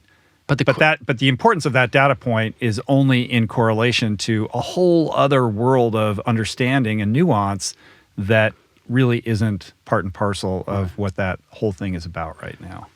And is that data point clinically meaningful? Right. That's the thing Who that cares? Right. Like, and exactly. there's a kind of a weird shaming. Oh, I had this spike. That's bad. Right. Is it bad? But we don't know. But right. what we do know is there's studies looking at HbA1c, which is that average 3-month glucose level, in normal healthy people over thousands and thousands of people. Big epidemiological studies and even randomized studies. But there's a clear inflection point. It's like a hockey stick. So the idea that the flatter the better means you're going to have less health complications, less chronic disease, you're going to live longer. It's not actually, I'm not convinced that is true right now today, especially looking at this inflection point at around, I think it's about 5.5%, the HbA1c. Whether your A1c is 4.1 or 5.5, your risk for chronic disease is pretty much the same. But when it starts to go outside of that normal range, then you're going to see some complications and your risk might increase. So if you're wearing a CGM because you're gamifying and you want to be the flatter the better, I'm not convinced that is an evidence-based approach. And I'm not convinced that those spikes, quote-unquote spikes, that you're seeing are clinically meaningful or even relevant in your overall health. Right. Well, I think one of the problems is that the people that are signing up to wear a CGM are not the people who actually would benefit from having one, because we're in, as we mentioned earlier, like there's a massive rise in metabolic disease right now. Like there are so many people who are either pre-diabetic or inching ever so closely towards that, who would benefit from understanding how haywire their glucose regulation is. But those are not the biohackers. The biohackers are probably fine, right? Like they don't have to worry about it. But to the extent that there could be a better way to deploy these CGMs as a tool in the toolbox of stemming the rise of type 2 diabetes and prediabetes, because by 2030, something like 50% of Americans are expected to suffer from this. Like this is a massive problem, right? And here's something that could kind of help people earlier as they're nearing that to understand that they're at risk. I think I think there's a benefit there. Definitely. Secondarily, you have on the far other end of the spectrum, elite athletes who are using Super Sapiens and really understanding how nutrition impacts performance, and they're able to extract really valuable data, especially in the endurance space. How do you get through an Ironman in high humidity and hydrate and keep your glucose, stable? All that kind of stuff I think is interesting at the cutting edge of athletics. But that's a whole other, world, right? That's different from what we're talking about. So I see your point, and I think it's very valid. The other question I had is, because I've heard this, because I've talked about CGMs on the podcast before, and people from the diabetes community who get sort of agitated about that. have led me to believe, like, is there like a shortage of these? I mean, certainly, like, if there's only so many CGMs and there are people for whom wearing one of these is life or death, I would rather those people have them than, the biohackers out there who are just noodling around with it. Right. And there's an expense thing too. Like, Right. how does that work in? If more people are using them, do we reach a certain scale where they become cheaper and more affordable to the people that need them? Or is there a scarcity of these devices altogether that make it important that we be conscious of that if we're going to, try to play around with one? Rich, I don't know the answer to that. I understand that some people who have diabetes may not be able to get their hands on them because, like you say, they're attached to the arm of somebody who's a gym goer who just wants to use it as a fat loss tool, which I don't believe it is. I don't know anyone who doesn't have a CGM because there's a shortage of them. In Australia, it's subsidised, so the government pays the bulk majority of that fee. It only came into use, I think it was maybe a year ago now, or less, actually just a few months, where it used to be like $5,000 a year to have one, and now it costs maybe $10 a sensor. So it's much, much cheaper. So it's affordable now for people with diabetes in Australia. I don't know about in the US. I have heard that, though, that people can't get their hands on them. But then the other argument, as you mentioned, is the supply demand, and if you can increase the scale, does it become cheaper for everybody? But I just don't know that these companies producing them are there yet to create. Well, if we look at the price of insulin, we can oh my God. we can predict right. How that might play out. But just going back to one other utility that I can see a CGM working is, imagine if we put a CGM on the people who are high risk, right? So you go to your doctor sees that you're high risk, maybe it's for family history or it's to do with your BMI or waist circumference or whatever other metabolic conditions you have. You might even have diabetes unknowingly, and we could diagnose a large amount of people with diabetes just by using the CGMs, right? Because a lot of the people who are undiagnosed aren't visiting their doctor. They're not tracking any data whatsoever. So they're walking around with diabetes, not knowing it, which is a silent killer, essentially, increasing your risk of cardiovascular disease and all these other metabolic issues. But if CGMs were accessible and cheap and everyone wore one, then we're probably going to diagnose millions and millions of people. Yeah, and there is something about seeing it on your screen right after you eat something like, wait, you mean when I do that, this happens? Right. Like, I didn't know that. That creates a connection with your body and also provides that sense of agency. Like, yes. Oh, but when I do this, then this happens. Like, oh, cool. Like, you become much more engaged with yourself. And that can then lead you down a path of being more engaged in other areas. Like, once you experience a certain positive result, then you're encouraged and motivated to, explore further. You're right. It's a kind of wearing like a step tracker. Right. I mean, that simple data input of how many steps did I do today may make you go to the gym. It might make you choose a healthier meal. It snowballs. There are cases where I can see it being very beneficial. I just worry that we may be misusing it at the moment. I'm not sure that. I'm not going to stamp. Yeah, no, I understand that. And I do, like I said, I do think that there is a lot of room for improvement in the education piece because it isn't as simple as like keep it flat. No, definitely not. It's not that simple. It's very complicated. But the other thing is, like, if you're only doing finger pricks, like I was for many, many years before I had the courage to wear a device. And I say courage because I didn't want to have this physical device attached to me 24/7 that represented my condition. So I was doing these finger pricks every single day, but you're only getting a little snapshot of this very dynamic system that's in flux all the time. So if I did a finger prick at 10 a.m. and the next one I did was at 3 p.m., I have no idea what happened in between those hours. Did my blood glucose rise very high and come down? Did it stay flat? Did it go low and come back? You just don't know. So the data that you get from the CGM, as you say, you pick up your phone and you can see in real time these little dots, in graph form. You can see the trends and patterns. You can learn, at this time of day, naturally my blood glucose goes up, because in the morning you've got cortisol flowing and your blood glucose will kind of rise. And at this time of day, it naturally goes down. And you learn so much in real time. So that is the beauty of the technology. It's amazing technology. One of the other things I learned using it is how my body responds to different versions of time-restricted eating and intermittent fasting.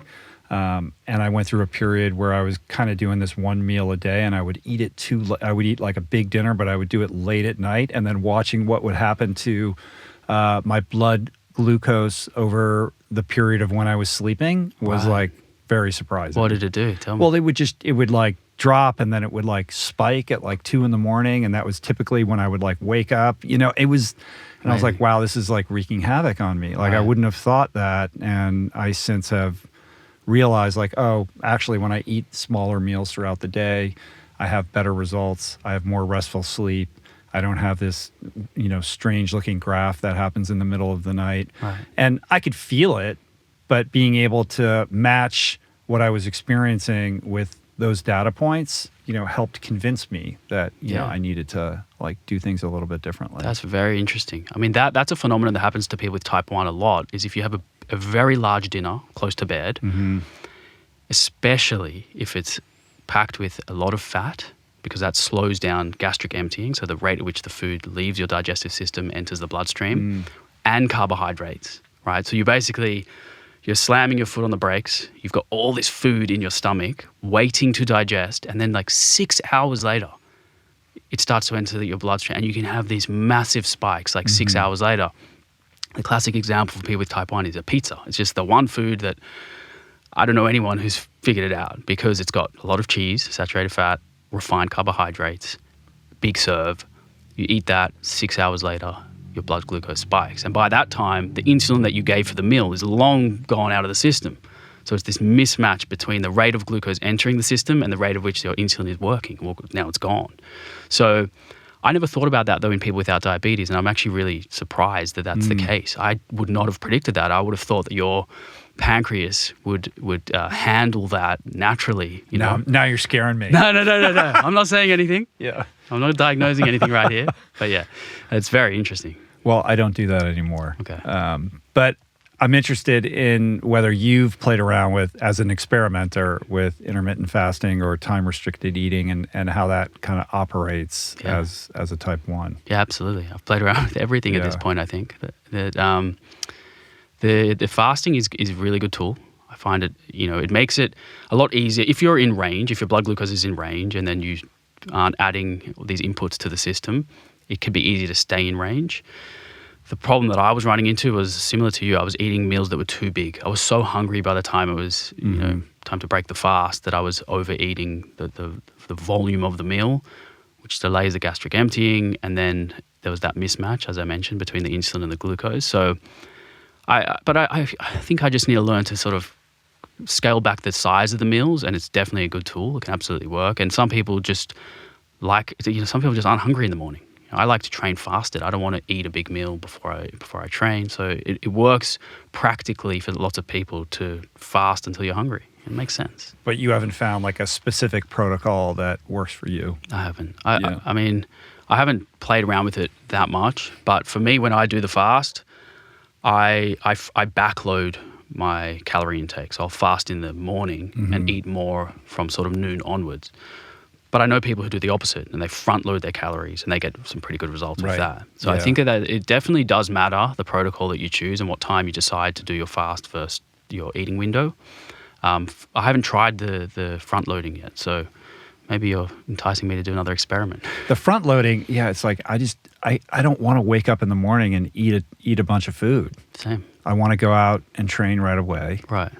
If I'm training really hard, I can't always do a fasted workout session in the morning, right? Because that will impair my ability to do it the next day and the next day and the next day. You're always like, you're eating not for that session, but you're kind of eating for the following day, right? In order to recover and repair. But in general, if I'm not training super hard, like just get out and get it done first thing. Is that including... Rather than eating a huge meal right when I wake up in the morning, like right. I just never wanted to do that. But you don't have to do it that way. What you could do is do your fasted workout. So what time would you do that workout? Is it early? 7, 8 in the morning. So 7 or 8 in the morning, you do your workout, you're home by 9, 10. That's when your eating window can begin. So it's like a post-meal breakfast. You can do that sort of, maybe it's 10 till 4, I don't know, 10 till whatever. That could be your eating window. But again, if you love food and you don't have metabolic issues and you don't need to be adding all these tools into your life, then perhaps you don't have to do it. Yeah, you know? it's what's in vogue right now. Like, what is your protocol? Right, You know what I mean? Yeah. Like, my protocol is enjoying my life. Yes. Which kind of brings us to I want to spend the last part of our conversation talking about good practices for just eating a healthy whole food plant-based diet. Like, we talked a little bit about the protein, but common misconceptions or confusions around things like omega-3s and vitamin D and B12. Like, how are you making sure that you're not deficient? Like, how do you think about these things in terms of not only how you function as a fit, active person, but also long-term? Like, how are you eating to sidestep, to not only manage your diabetes, but also sidestep heart disease, which is a risk factor for your condition, and to prevent cognitive decline and all the other kind of downstream things that we need to be thinking about sooner rather than later. The way that I've constructed my dietary pattern is the front of mind for me. The most important thing, the most important principle is diversity, plant diversity. I need to try to get as many different unique plants in there as possible, because they all come with unique nutrients. Some have protein, some have carbs, some have fat. I just need diversity there, and also for gut health, right? If you're just sticking to 3 or 4 vegetables, I would argue that your microbiome health is probably not as robust. The Tim Spector 30 plants a week. Right. Which should be really easy, actually. Like, if you're actually eating a robust, diverse, whole food plant-based diet, you're probably getting 30 different plants a day. I would say so. Yeah, I think I could do that in a meal sometimes even. So plant diversity is key. When I'm making that plate or bowl, I'm thinking of the 3 macronutrients. But I will say that I have to think about those because I'm living with diabetes. So every time I make a meal, I have to eye off that plate and understand how many grams of carbohydrate are in the meal, how many grams of protein, how many grams of fat. Because the interplay between those 3 macros will influence the dose of insulin that I have to give. And it took me years of learning how to understand what's in the foods and counting the carbohydrates, because I would, in the beginning, I would have a food scale. I would weigh every single ingredient that went in. I'd plug it into an app. It would spit out, the information regarding the macros and the calories, and then I would give my insulin dose. Thankfully, now I'm at the point where I can just look at it and understand what to do. But I want to try get 30 grams of protein per main meal, right? And I get that from tofu, tempeh, legumes, beans, chickpeas, lentils, some nuts and seeds. I'm trying to eat carbohydrates at all my meals as well, and I like to get it from whole grains. And then a big base. This is where the volume comes. I can get my volume that fills me up from the lower calorie density, nutrient dense leafy greens, cruciferous, non-starchy vegetables. If you stick to that and you eat 3 meals a day, you're pretty much going to be good. But if you really want to bulletproof it, I'll take a protein supplement after workouts just because I enjoy it. I actually like the flavors, and I can make a smoothie or like a sort of like protein ice cream or something. And that's the enjoyment. That's the enjoying life factor that you just mentioned. Like, for me, that people say, oh, it's processed, and I don't care. I like the taste. It's not bad for you, and it helps me hit my protein targets. So you're getting maybe an extra 30 grams. Yeah. So you're looking at, I don't know, 100, 120 grams 120 to a 150 day? sometimes. It depends. Sometimes I'll have 2 scoops over a day, or I'll have an extra serve of tempeh. So I'm not counting, and I'm not being granular, but roughly 30 per main meal, maybe a snack, and maybe that protein shake gets me approximately 1.5 grams of protein per kilo of body weight, roughly. And how do you think about omega-3s, DHA, DHEA? There's a lot of discussion around that, and whether you can adequately meet your body's requirements on a plant-based diet. Look, I try to get it from food as much as I can. I eat a lot of whole flax meal, hemp seeds, chia seeds, but I also take a supplement to, again, bulletproof those nutrients, and I'm not afraid to take an essential. It's called Essential 8. It's the one that I like to take. It's got Simon's help formulate a meal. Yeah. So I take that every day. It's got B12, vitamin D, algae oil. So for those, instead of fish oil, you take the algae oil. Same thing. And yeah, that's my daily dose. I just take that and I bulletproof my diet, and I do blood work very frequently, and I have no issues. I'm healthy. And when people come to you and say, tell me about your diet, or, how are you doing what you're doing? What are some of the misconceptions around not only, eating plant-based as a type 1 diabetic, but just life as a T1 diabetic in general, and also being this kind of fit person who likes to train? Like, what are some of the things you would like to, not necessarily correct the record, but, sort of misconceptions out there around how you're eating and how you're living? Well, I mean, the main misconceptions are, and most people have seen these floating around on the internet, is that you need to eat animals to get your protein, which you don't.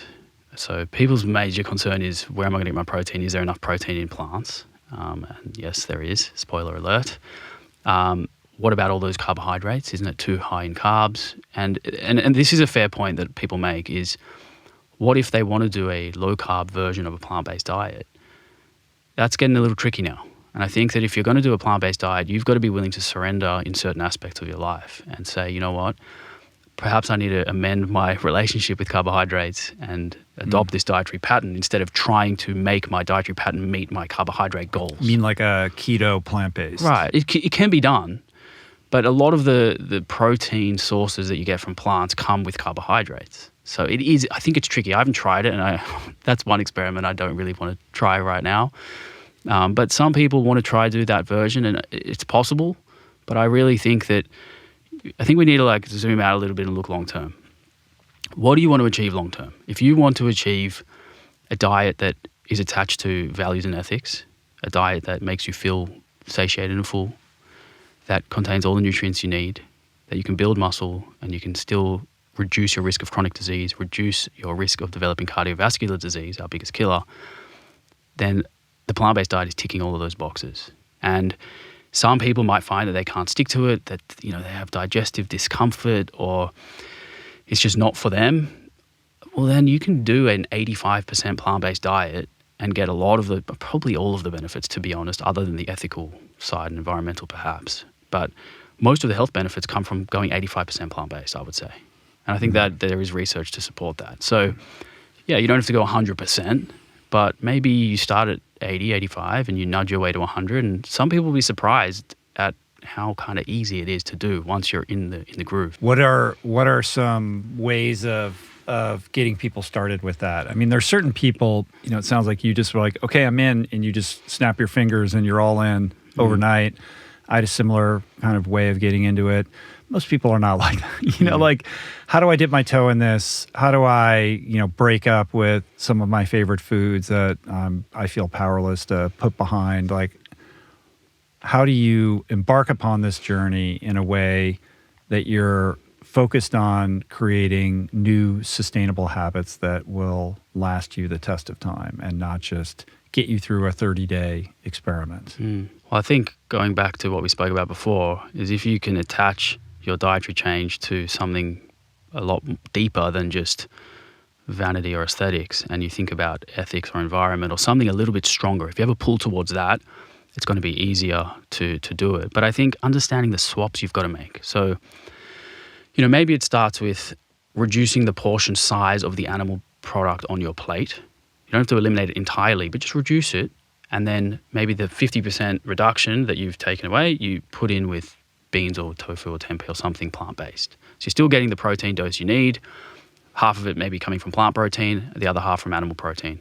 And then slowly you can just nudge towards the plant protein over time, adding new vegetables and fruits and trying new things. Like, I hadn't eaten fruit, like a diversity of fruit, in many, many, many years. And you forget how bloody good fruit is. Like, it's really delicious. And there's so many different types. It's not just apples and oranges. Like, take a leaf out of Robbie's book. Go to a market and fall in love with the variety. That guy has, a weird romantic obsession with durian and it's like, what is the fetishization that certain people have with durian? Like Doug Evans is the same way. It's so funny. Yes. I'm like, you guys should just get married or get a room. Like, it's weird, you know? It is bizarre. I mean, I don't understand it. I'm not that way inclined, but yeah, they have romanticized that relationship for sure. Robbie knows the names of fruits that I've never heard of. You know, he shows us on Instagram like this strange looking thing that where normal people have bookshelves. He has like shelves and he puts all his fruit up there. Shelf, I mean, it's like, anyway. Yeah. But I guess, look, you got to fall in love with the food you're eating. You got to enjoy it. That's sustainable, you know. And if it's healthy food, that's even better. I mean, a lot of people fall in love with foods that aren't so good for them. So I think if you're going to move the needle, you've got to be willing to experiment. You've got to be willing to try new foods. Make it taste good. This is the thing. If it tastes shit, you're not going to eat it. And a lot of people tend to say, oh, tofu, yuck, it's so bland. Yeah, marinate it. Make it, whatever you do to your chicken, you can use the same thing for your tofu. Or use the tofu as the canvas and, you know, make it tasty. Find recipes online. You know, there's so many great plant-based recipes and homemade dressings and sauces, and you got to find a way to actually make it taste good. I think that's an important one, because it's really easy to eat some boring meals and go, no, it wasn't for me. Yeah, because you had boring meals. Make them enjoyable. Yeah, I think you have to make it fun and not make it so pressurized and adhere to some kind of perfectionist ideal. Such that when you have a weak moment or you lapse into some old, you know, kind of habit that doesn't serve you, it's like, okay, that's fine. Just get back to what's the next best choice. Totally. And, you know, how can I find new recipes and turn it into, you know, something that's just that ignites your curiosity and doesn't feel like heavy and burdensome. Yeah, I agree. And I think that it's easier now than it ever has been. If you go on social media and you follow a few people who have, you know, amazing recipes and they teach you how to do it from scratch. I mean, there is definitely the side of it that people don't talk about enough is sort of like culinary skills, like actually learning how to cook is quite important, because, I mean, even in Bondi, there's a shortage of plant-based restaurants. I mean, there's a handful of them, but not all restaurants are going to have a plant-based option. So a lot of your eating is probably going to be done at home, which is probably healthier for you anyway, because you know what you're putting in the food. So you got to get those skills and learn how to cook. That's probably another good place to do all your cooking. I do a lot of it. Yeah. So when you go out, what happens when you go out to eat, and like how do you manage like the social aspect of the whole thing? Because I feel like that's really the Achilles heel. People don't want to be problematic in social settings. They don't want to, you know, have be in situations where like they are making other people uncomfortable because they have a certain way of eating, and it just becomes tricky and complicated. Yeah. The social aspect is very interesting because, I mean, for me, it's actually double-edged, because on one hand, your life depends on it. Like you have, this is your job, right? Right. But also it's different. You have an excuse that everyone is going to be like cool with. And I hate that. I hate leaning on diabetes as the excuse, which is easy to do when I go out. It's like, oh, guys, you know, I have to eat this because my diabetes. It's an easy thing to do, but I try my best not to do it. And I told myself from day one, I know it's not my fault I have it, but it's my responsibility to manage it, and I'm never going to use it as an excuse, because I want to empower myself to do whatever the hell I want to do in this world. And if I'm leaning on it, even once, as a crutch, it's just going to trickle into other things in my life, and I don't want that to be an excuse. So, you know what? Just got to own it. So when I go out with friends, and you know, we finished rugby season once, we went to a pub here in Bondi, and all the boys ordered burgers and chips and steak and stuff, and I, you know, really quietly pulled the waitress aside and I said, "Hey, actually, I don't eat meat. Have you got anything on the menu that's vegan or plant-based?" And she's like, "Yeah, we'll whip something up for you." Anyway, all the food comes out, all these burgers line up the table, and then I get this like rainbow bowl, like this Buddha bowl, the most beautiful looking thing, and the boys all look at me and they go, "Hey, that looks really good. I didn't see that on the menu." And I'm like, "Yeah, I just asked, you know, for the waitress." And they said, "I wonder if we can get some." So, I mean, look, if you can just own it and be willing to, I was willing for them to say the comments, whatever, soy boy, whatever they wanted to say. I owned it. I held my ground. I enjoyed my meal, and it turns out that they wanted to taste it too. So. Yeah, I love that. That's cool. Well, I just think that you're, you know, a really powerful example of this lifestyle. Young, vibrant, living with type 1 diabetes, but not in a way that it's inhibiting you in any meaningful way. And the fact that you have, in good faith, lived these other lifestyles and have kind of arrived here, and this is a sustainable solution that's working for you is amazing. And I think that that gives you a certain resonance, when you talk about it, that's really powerful. I appreciate that. Yeah, man. So I appreciate you coming to talk to me today. You have this website, Drew's Daily Dose. You've got all kinds of resources there for anybody who's curious about how you do what you do. You've got these 5 pillars. We talked about nutrition and exercise, but there's mindfulness, and we talked about managing blood glucose and all of that. But you have lots of tools and resources and kind of a whole protocol. Yeah, I mean, one part of the story that I didn't mention was after being diagnosed, I went back to uni and got a degree as a diabetes educator, because I thought, I'm in the perfect position to educate people. I've got this family of doctors. I'm educated. I'm an exercise physiologist. I'm a diabetes educator. I'm living with diabetes. How could I not share this information? So Drew's Daily Dose was my way of sort of figuring out a protocol, that 5-pillar protocol to help people. And I was consulting a lot online and doing coaching and one-on-ones, but now I'm at the point where I really want to reach way more people at once. And Simon and I have got some really fun ideas for some online courses that we want to start generating around certain niche groups, and diabetes obviously being a huge part of it. And I just released, after 12 years of doing all this social media stuff or whatever it is, I just released my first training program, like an online training program, resistance training for strength and hypertrophy, cardio, zone 2. I know you love your zone 2, zone 5, all evidence-based protocols, and an ebook with, it's 16,000 words, 50 pages, explaining the state of the evidence in terms of you want to gain muscle and build muscle, build strength, and improve your cardiovascular fitness for health and longevity. This was my way of distilling all of that into this ebook with videos of every exercise and 8-week programs. And so I actually just only released that a couple of weeks ago. So yeah, it's pretty cool, exciting, and really interesting. I mean, we could have done a whole podcast on, endurance training, strength training, HIIT, high intensity, all of that. I know that you and Simon have spoken at length about that on various podcasts. So you have plenty more to share. Oh, there's so much. We'll do this again if you find yourself in Los Angeles. So if you're digging on Drew and his message, like I said, there's at least 12 conversations between you and Simon on the proof and your website. Lots of stuff out there for you to kind of learn more and dig a little bit deeper. Is there anywhere else that you want to direct people? I'm active on Instagram. That's the only social media account I've got, Drew's Daily Dose. And Simon and I are running some retreats now, actually. Oh, yeah. Did you just do the Bali one? It's in October. It's coming up. Yeah, coming up in October. Is it sold out? We might be opening a second week. So there's definitely space. And we plan to make that the best week ever. And I know you just did one, right? In Italy? Yeah, in Italy. A little bit different than the one that you're doing, but it looked cool. I was checking it out, and the location looks insane. Beautiful location, world-class surfing wave right out the front of the resort. We're going to make it very education heavy, as Simon and I love our science and education. So everyone's getting blood work, right? Everyone's getting blood work. Probably going to get DEXA scans as well. And we want to make it not just a week, but an ongoing protocol. And we'll still check in with people and stay on top of their blood work and all of their goals, and build the community in person and online, and just keep it going. I mean, look, this is Simon's. He's done all the hard work.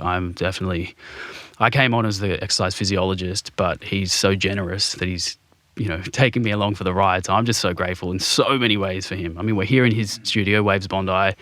He got me on this plant-based diet. We're doing these retreats together. So, we're in his studio. Legend. Yeah, I mean, he's an unbelievable person. When I was here in January, he just hooked me up and is so, open and like you said, generous with what he has. He's a really extraordinary person. Agreed. I'm very grateful to have in my life. Me too. And he brought us together here in his home. So that's right. Shout out to Simon, of course. I don't know when this podcast is going to go up, but it'll probably be sold out by that time. But if not, go to theproof.com. There's a whole kind of landing page there with more information on that. And this was cool, man. Thank you. Thank you so much. I can't believe we did this here in Bondi. It's quite surreal for me. I'm a little jet lagged. I hope I didn't come off too incoherent, but I just let you talk the whole time. You seemed very awake. Excellent. Thank you, Drew. Thank you so much. Peace.